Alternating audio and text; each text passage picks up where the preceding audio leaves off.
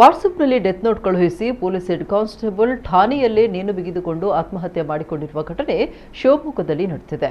55 ವರ್ಷದ ಮೊಹಮ್ಮದ್ ಜಕ್ರಿಯಾ ಆತ್ಮಹತ್ಯೆ ಮಾಡಿಕೊಂಡ ಹೆಡ್ ಕಾನ್ಸ್ಟೇಬಲ್ ಮೊಹಮ್ಮದ್ ಜಕ್ರಿಯಾ ಕಳೆದ ಕೆಲವು ದಿನಗಳಿಂದ ರಜೆಯಲ್ಲಿದ್ದವರು 3 ದಿನಗಳ ಹಿಂದಷ್ಟೇ ಕರ್ತವ್ಯಕ್ಕೆ ಹಾಜರಾಗಿದ್ದರು.